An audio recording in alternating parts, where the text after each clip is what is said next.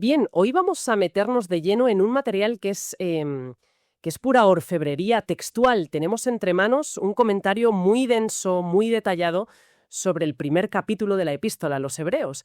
Y nuestra misión aquí es desgranar casi palabra por palabra la argumentación que construye el autor para demostrar una idea central. Exacto. Es que este capítulo funciona como una especie de obertura. Presenta los dos grandes temas que se van a desarrollar en toda la carta. Primero, va a argumentar que Cristo es una revelación superior a la de los profetas del Antiguo Testamento. Y segundo, que es inmensamente superior a los ángeles. Es un ejercicio de teología y de retórica, increíblemente compacto y potente. Pues vamos a ello, porque el autor, la verdad es que no se anda con rodeos. Desde la primera frase ya está marcando el terreno. El texto nos dice que Dios, después de haber hablado en el pasado en muchos fragmentos y de muchas maneras a través de los profetas, ahora, en estos últimos días, nos ha hablado en el Hijo.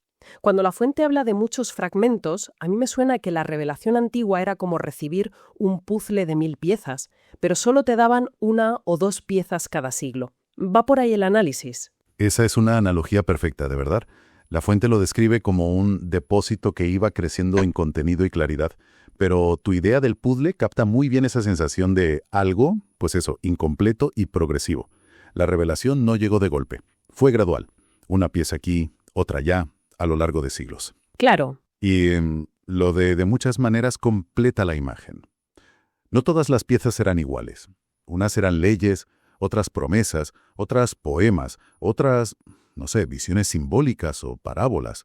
Era un mosaico diverso y, por definición, parcial. Claro, y frente a ese puzzle a medio construir, la revelación en el Hijo se presenta como la imagen completa. La caja del puzzle, por así decirlo. El análisis que manejamos señala aquí un detalle gramatical que a primera vista parece menor, pero que da que pensar. Dice que Dios habló en los profetas, con artículo, pero luego dice que habló en Hijo, sin artículo. ¿Por qué esa diferencia? Es una observación muy aguda, sí, y la fuente se detiene en ella. A ver, una posible interpretación es que la ausencia de artículo quiere enfatizar la naturaleza misma, la cualidad de ser hijo. Como si dijera que Dios no solo ha hablado a través de una persona, sino en la misma esencia de la filiación divina que el Hijo encarnó. Es una forma de subrayar que la naturaleza del mensajero es en sí misma el mensaje. O sea que el medio es el mensaje. Exactamente. Ahora bien, el propio análisis admite que esta es una interpretación, algo delicada, ¿sabes? Porque no hay muchos precedentes de una construcción gramatical así en las escrituras para expresar esa idea. Pero lo que es innegable, y es el punto central del autor, es el contraste. Frente a lo fragmentario y diverso de antes, ahora tenemos una revelación que es exhaustiva, unificada y, sobre todo, final, definitiva. Y aquí es donde la cosa se pone realmente interesante.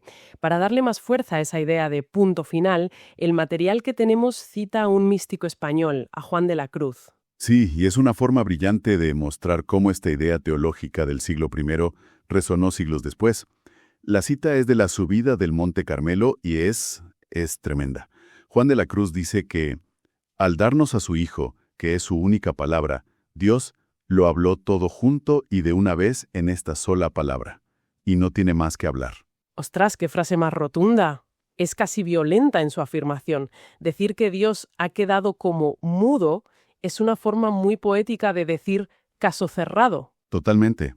Y Juan de la Cruz saca una conclusión muy práctica de esto. Dice que, por tanto, si alguien ahora buscase nuevas revelaciones o visiones, estaría cometiendo un agravio a Dios.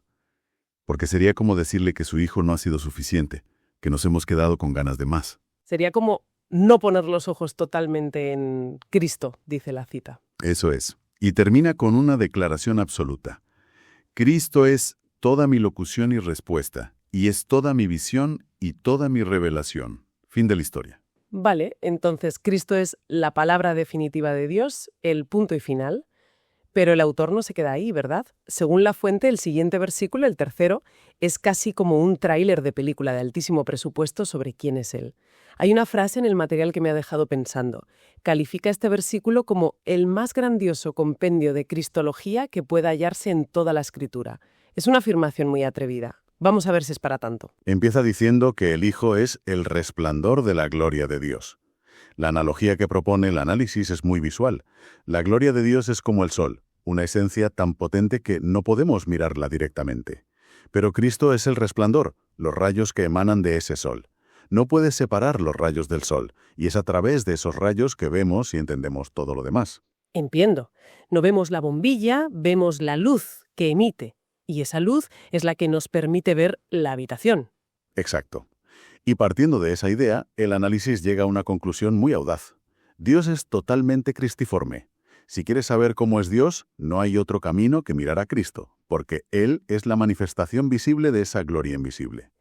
La siguiente descripción es que es la impronta exacta de su ser. ¿Qué significa impronta? Suena a algo muy preciso. Y lo es. El término griego aquí es fascinante. Carácter. De ahí viene nuestra palabra carácter. Originalmente se refería a la herramienta que grababa una imagen y también a la imagen grabada, por ejemplo, en un sello que se usaba para imprimir cera o en una moneda. Ah, o sea, no es una fotocopia ni un dibujo, es la marca directa.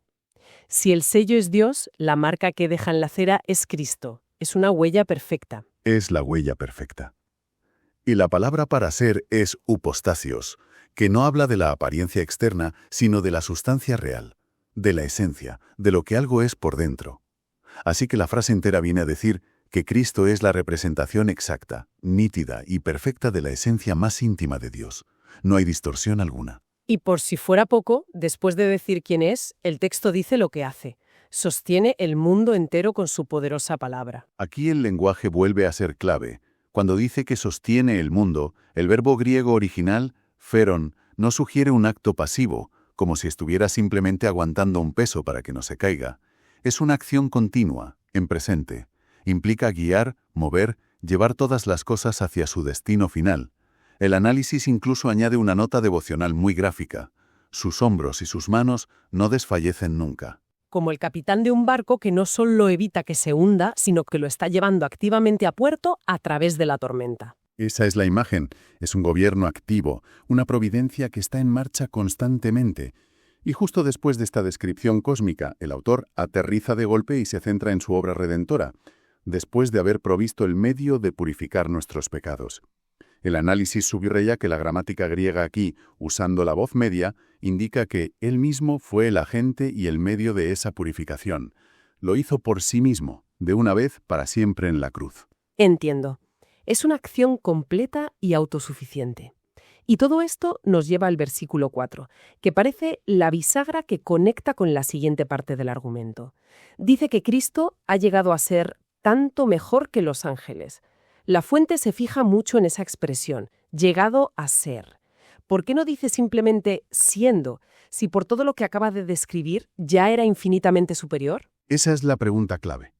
Según el análisis, el autor no está hablando aquí de la naturaleza eterna del Hijo, que es incuestionable. Está hablando de su estatus oficial, de su posición exaltada después de su obra en la tierra.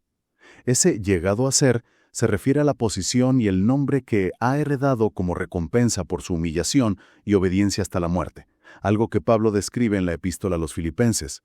Es un estatus ganado, por así decirlo, en su condición de hombre Dios victorioso. De acuerdo. Esto nos mete de lleno en la segunda gran sección que ocupa el resto del capítulo. El objetivo, según nos dice la fuente, es demostrar que el nuevo pacto, traído por Cristo, es superior al antiguo pacto, la ley de Moisés. Y la conexión es que, según la tradición judía, esa ley fue entregada por medio de ángeles.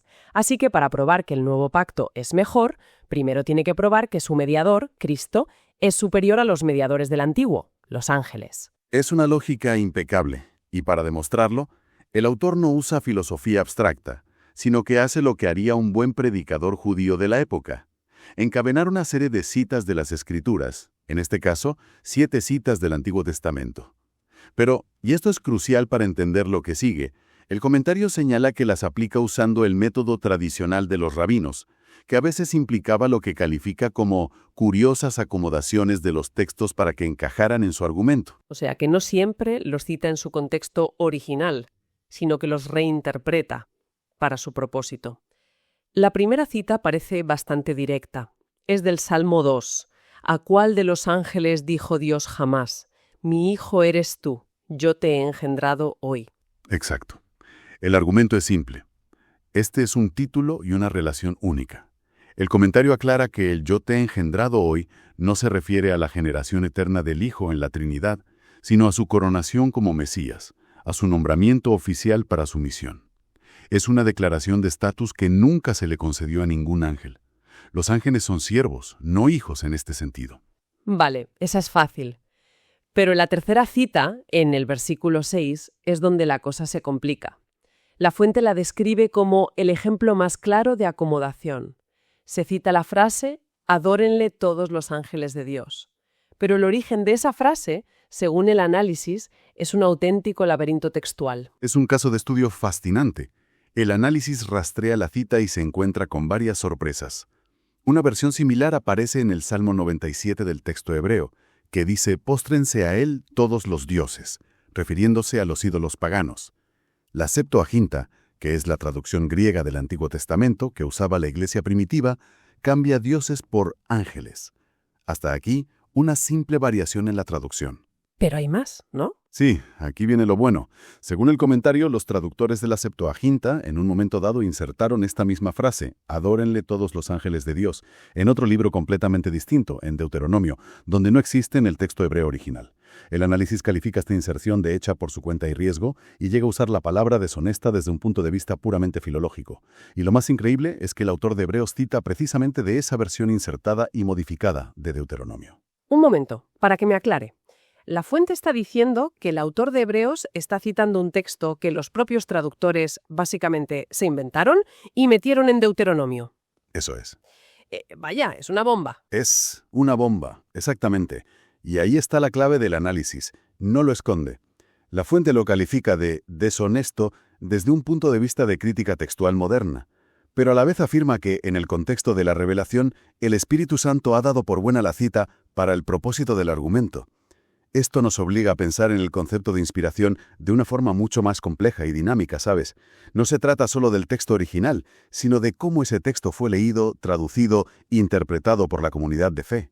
Es alucinante. Nos muestra que la construcción de los argumentos en la antigüedad seguía unas reglas muy distintas a las nuestras. Y me imagino que esto no es un caso aislado. ¿Qué pasa con la quinta cita, en los versículos 8 y 9, donde a Cristo se le dice, tu trono, oh Dios, por el siglo del siglo? Pues pasa algo muy parecido. De nuevo, la clave está en la traducción. El texto original, el Salmo 45, es un poema para la boda de un rey de Israel. La mayoría de los expertos en hebreo lo traducen como, tu trono que es de Dios permanecerá eternamente. Es decir, el trono del rey humano está establecido y garantizado por Dios. Pero el autor de Hebreos no lo cita así. No. Él sigue de nuevo la traducción griega de la Septuaginta, que cambia la gramática y lo convierte en un vocativo, una apelación directa. Tu trono, oh Dios. De repente, al rey no se le dice que su trono es de Dios, sino que se le llama directamente Dios. El comentario es muy tajante aquí.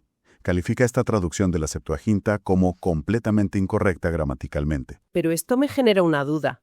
Si el autor de Hebreos se apoya a sabiendas en una traducción que, según el propio análisis que estamos viendo, es completamente incorrecta, ¿no debilita eso todo su argumento? Suena un poco a hacer trampas para que te salgan las cuentas. Esa es la tensión que la fuente pone sobre la mesa. Desde una perspectiva filológica moderna, sí, parece una trampa. Pero el autor de Hebreos está operando bajo otra lógica. Para él y para su audiencia, la Septuaginta era la Biblia. Tenía una autoridad inmensa. Y él ve en esa traducción, aunque sea gramaticalmente incorrecta, una verdad teológica más profunda que el texto hebreo original no revelaba tan explícitamente. Ve una profecía sobre la divinidad del Mesías. La fuente concluye que, aunque la traducción sea cuestionable, su uso está avalado por la inspiración divina porque sirve para revelar esa verdad más profunda sobre Cristo. Entiendo. Es como si el significado teológico tuviera prioridad sobre la precisión gramatical del texto de origen. Las últimas citas, imagino, siguen una línea parecida. Exactamente. La argumentación se vuelve acumulativa. Se le atribuye a Cristo la creación del universo, citando el Salmo 102, que originalmente es un salmo dirigido a Yahvé, y culmina con la cita del Salmo 110, que la fuente describe como el más mesiánico de todos. Siéntate a mi derecha hasta que ponga a tus enemigos por estrado de tus pies. Este es un salmo que el propio Jesús usó en los Evangelios para hablar de sí mismo. El punto retórico es machacón. ¿Se le dijo alguna vez algo remotamente parecido a un ángel? La respuesta es un no rotundo. Y con ese argumento demoledor llegamos al final del capítulo, al versículo 14, que cierra todo con una definición muy clara sobre cuál es el verdadero papel de los ángeles. ¿Cuál es la conclusión? La conclusión es una definición casi de diccionario. Los ángeles son, ¿acaso no son todos espíritus servidores enviados para ministrar por causa de los que están a punto de heredar la salvación? El análisis hace aquí una distinción teológica muy fina e importante. Los ángeles son superiores a los seres humanos en naturaleza, son seres espirituales más poderosos, pero son inferiores en gracia, en su posición dentro del plan de salvación. Su grandeza reside en servir, y sirven precisamente a los humanos que van a ser salvados. Y esa última frase, heredar la salvación, ¿a qué se refiere exactamente? La fuente aclara que no se refiere a ganarse el derecho a ser salvo, algo que el creyente ya tiene por la fe en Cristo. Se refiere a entrar en la posesión final y plena de esa salvación. Es una mirada hacia el futuro, hacia la glorificación final, cuando los creyentes recibirán la herencia completa. Los ángeles, en este sentido, son los asistentes que ayudan a los herederos a llegar a tomar posesión de su herencia. Entonces, si recapitulamos, hemos visto un argumento teológico construido con una precisión milimétrica, casi como un mecanismo de relojería. Por un lado, la revelación en Cristo se presenta como algo absoluto, final y completo, que deja obsoleto todo lo que vino antes a través de los profetas. Y por otro, se establece la superioridad incontestable de Cristo sobre los ángeles, los mediadores del pacto anterior.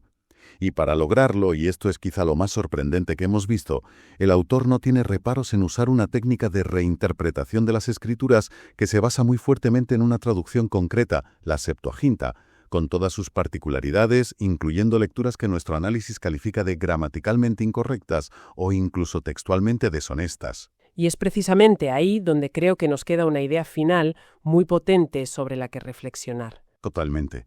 Este análisis detallado nos obliga a cuestionar una idea simplista de lo que significa que un texto esté inspirado. Vemos a un autor sagrado utilizando de forma consciente una traducción que modifica el sentido del hebreo original. Vemos cómo cita pasajes que según la propia fuente fueron insertados artificialmente por traductores. Esto plantea una pregunta fascinante sobre la naturaleza de la autoridad textual.